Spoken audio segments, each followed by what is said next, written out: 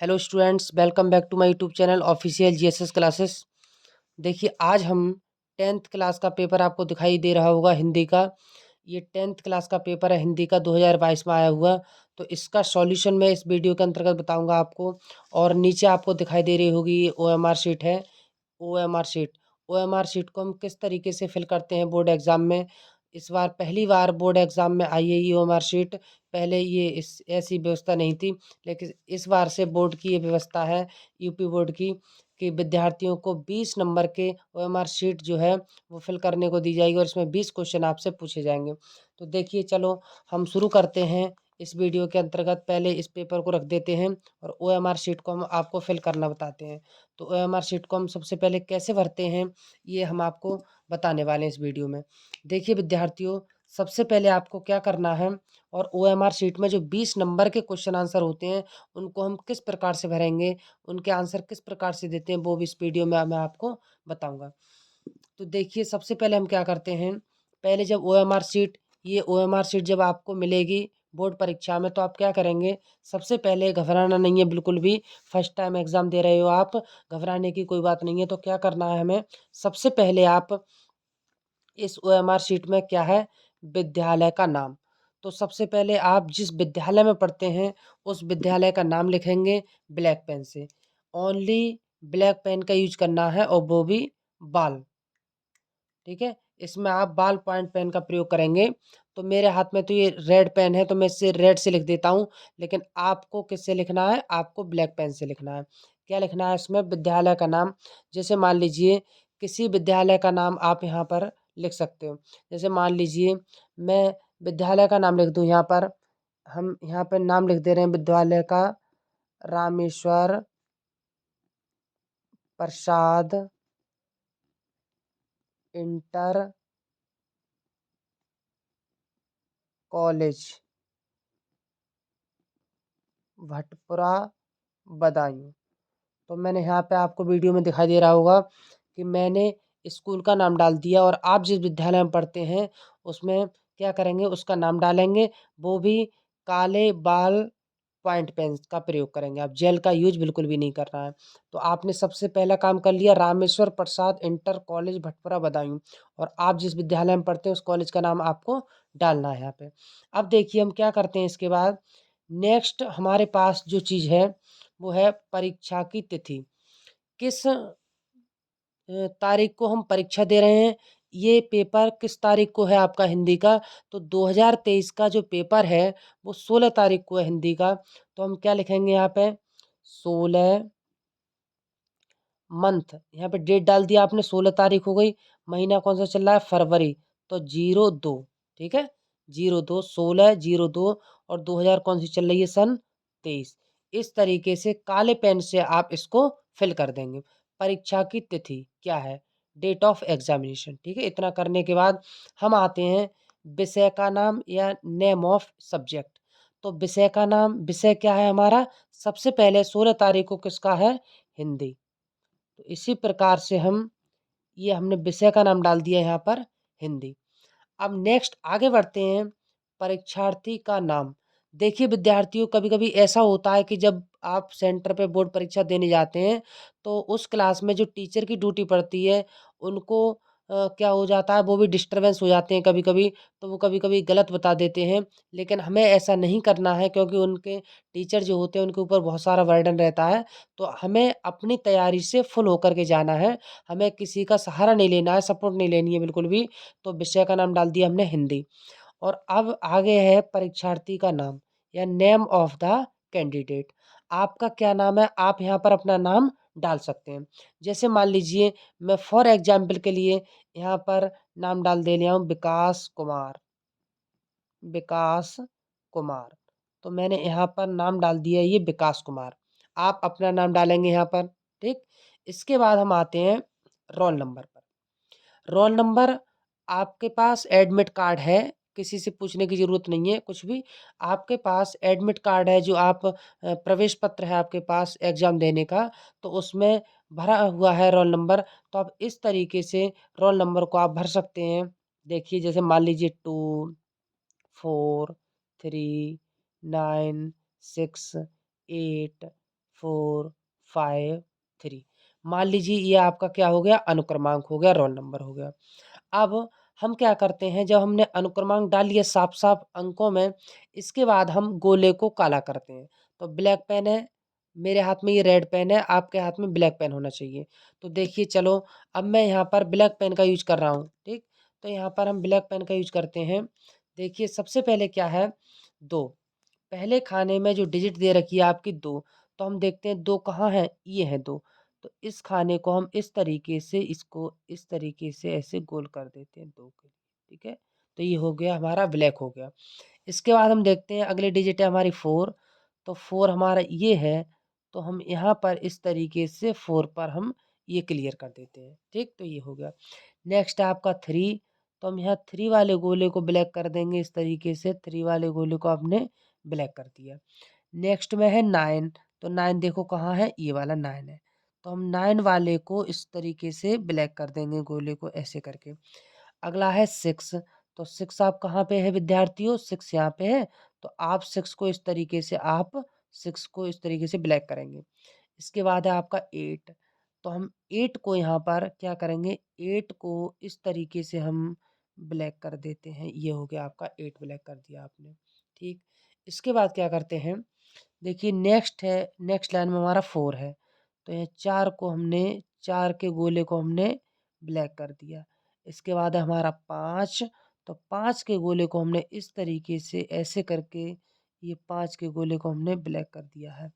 इसके बाद है 3, तो 3 को इस तरीके से बड़े सावधानी से, बोर्ड परीक्षा में बिल्कुल भी कटिंग ना हो आपसे, बहुत सावधानी से आपको ये काम करना है। तो आपको स्पष्ट गोले दिखाई दे रहे होंगे जो मैंने अभी ब्लैक किए हैं। इसके बाद हम आते हैं विषय कोड। तो आपको विद्यार्थियों विषय कोड नहीं पता है, तो आप क्या करेंगे, ये जो शिक्षक हैं आपके क्लास में, जो ड्यूटी कर रहे हैं, उनसे आप विषय कोड पूछ लीजिए। जैसे मान लीजिए हिंदी का विषय कोड हमारा 901 है, ठीक है? 901, तो हमने 901 इस तरीके से फिल किया। एग्ज़ाम्पल लिया है मैंने 901, तो 9 कहाँ है आपका? फिर इसी तरीके से 9 पे ब्लैक, और फिर 0 है, तो यहाँ पे 0 पे ब्लैक कर दिया हमने इस तरीके से, 0 पे ब्लैक कर दिया। अब आया आपका 1, तो यहाँ पर 1 को हम इस तरीके से ब्लैक कर देंगे। ये हो गया हमारा कंप्लीट। इसके बाद आता है हमारा परीक्षा। तो परीक्षा आपकी क्या है? इसमें दे रखा है अर्धवार्षिक, वार्षिक, प्री बोर्ड। तो हम कौन-सा पेपर कर रहे हैं? तो हम पेपर कर रहे हैं वार्षिक परीक्षा, ठीक है?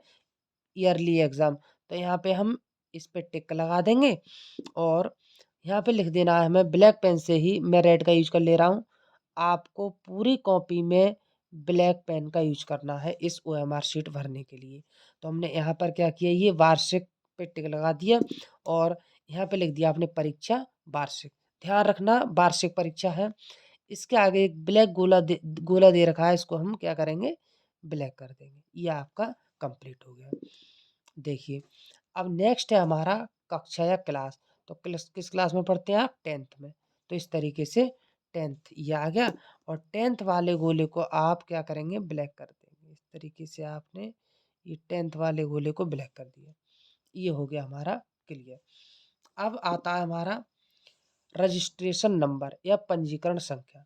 तो पंजीकरण संख्या या रजिस्ट्रेशन नंबर को हम, हमारे पास जो एडमिट कार्ड है उसमें आपको दे रखा है पंजीकरण संख्या, रजिस्ट्रेशन नंबर। तो आप इस तरीके से 692156432453 और 2, इस तरीके से हमने यहाँ पर, आपको दिखाई दे रहा होगा कि पंजीकरण संख्या को मैंने यहाँ पर भर दिया है।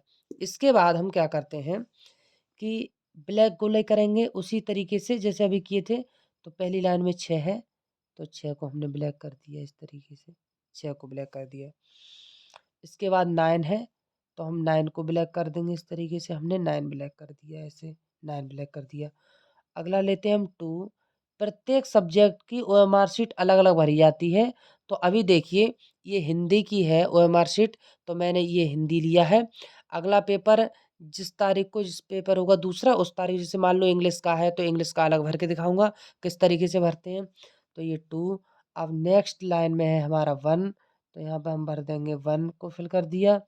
अगला है 5, तो हमने यहाँ पे 5 को ले लिया, 5 हो गई ये। नेक्स्ट है हमारा 6, तो हमने यहाँ पर 6 को ब्लैक कर दिया, 6 वाले गोले को। ठीक है, अगला 4 है, तो 4 वाले गोले को ब्लैक कर देंगे हम इस तरीके से। नेक्स्ट है आपका 3, तो 3 वाले गोले को ब्लैक कर दीजिए। इसके बाद 2 वाले गोले को ब्लैक कर दीजिए। इस तरीके से आप गोले को काला करते हुए जाएंगे। ध्यान रखेंगे गोले में कटिंग ना हो, गोला कम भरा हुआ ना हो, और गोले को बाहर बिल्कुल ना भरा जाना चाहिए। बिल्कुल जो पूछा है उसी सर्किल में आपको ब्लैक कर देना है, साफ साफ राइटिंग में। ठीक है, तो ये हो गया आपका कंप्लीट। अब ये देखो लास्ट में हमारा क्या है 2, तो ये हमने यहाँ तक रजिस्ट्रेशन नंबर पूरा कर चुके हैं। इस तरीके से आप ओएमआर शीट को फिल कर चुके हैं।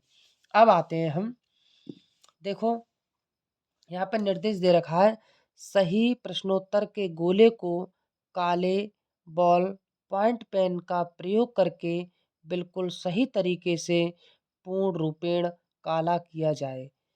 इंस्ट्रक्शन दिया है, इंस्ट्रक्शन को कहते हैं निर्देश। Correctly and completely black in the correct answer circle of a question using black ball point pen. ठीक है, क्या है, प्रश्नोत्तर के चारों विकल्पों में से जो सही हो उस गोले को काला करें। तो ऑप्शनली क्वेश्चन कितने आते हैं आपके, 20 आते हैं। तो देखो यहाँ पे 5, 5, 10, 5, 15, 5, 20 आपको दे रखे हैं। किस तरीके से, अब आपको जैसे मान लीजिए ये क्वेश्चन पेपर मिलेगा इस तरीके से।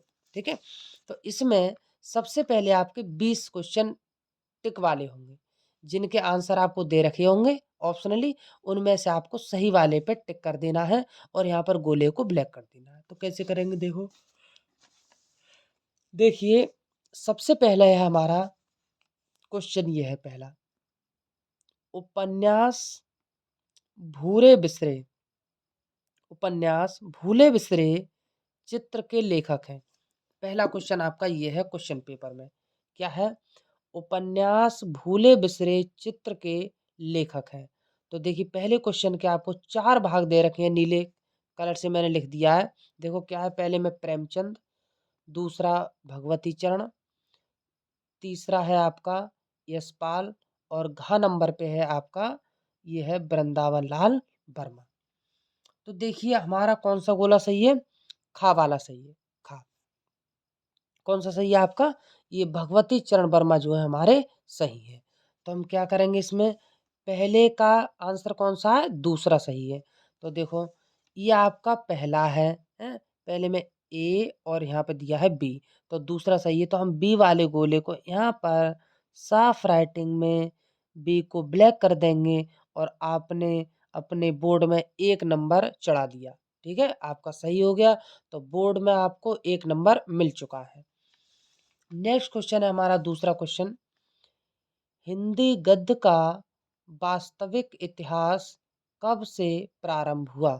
तो हिंदी गद्य का वास्तविक इतिहास कब से प्रारंभ हुआ, देखो तो इसमें डेट दे रखी है आपको 1850 ईस्वी से, दूसरा है 1900 ईस्वी से, तीसरा है 1938 ईस्वी से, और आपका चौथा जो घ नंबर है वो है 1919 ईस्वी से।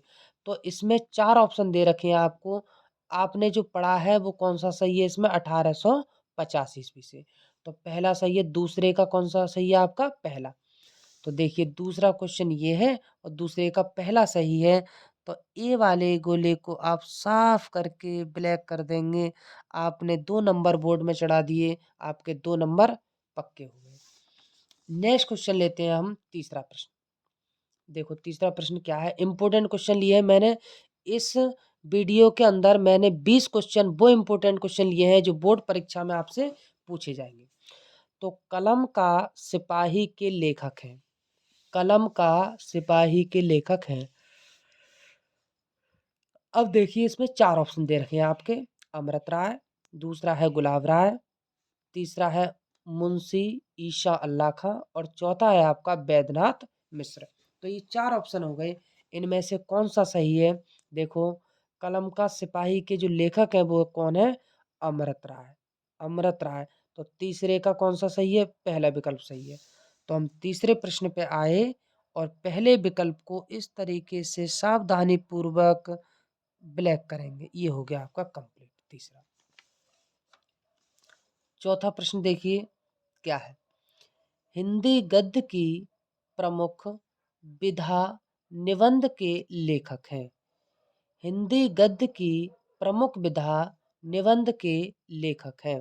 तो आपको इसमें दे रखे हैं चार ऑप्शन। मोहन राकेश, दूसरा है यशपाल, तीसरा है प्रेमचंद और चौथा है आपका रामवृक्ष बैनीपुरी। तो हम लास्ट वाला हमारा क्या है, हिंदी गद्य की प्रमुख विधा है कौन सी है, रामवृक्ष बैनीपुरी इसके लेखक है। तो चौथे प्रश्न का लास्ट वाला सही है।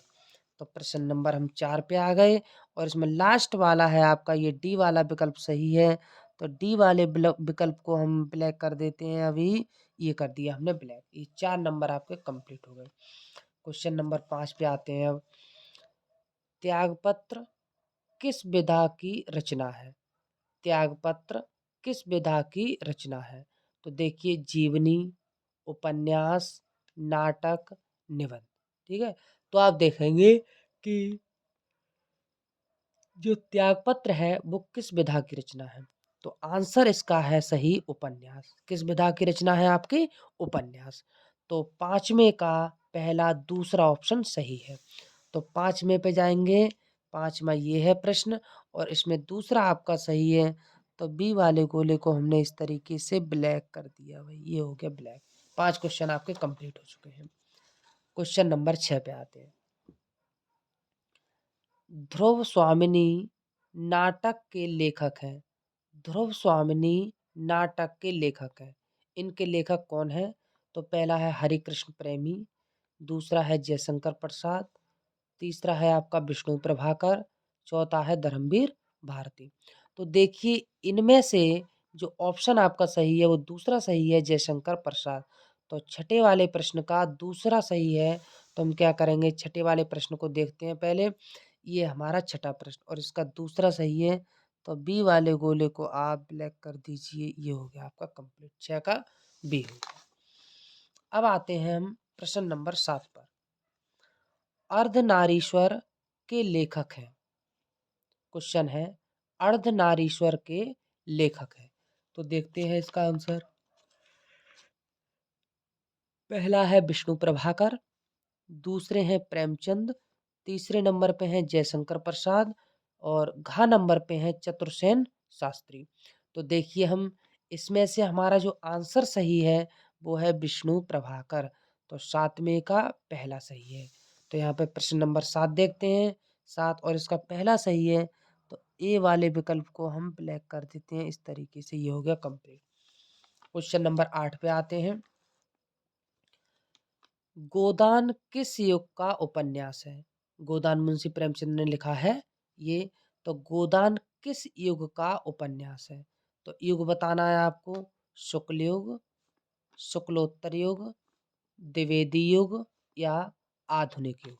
तो इनमें से जो गोदान किस युग का उपन्यास है उसका आंसर है आपका शुक्ल युग का। ठीक है, तो 8 का आपका पहला हो गया। प्रश्न नंबर 8 का आपका ये हो गया आपका पहला। तो यहाँ पर हम इस तरीके से आप इस तरीके से लिख दोगे। अब आपके 8 प्रश्न कंप्लीट हो चुके हैं। अब हम आते हैं प्रश्न नंबर 9 पर।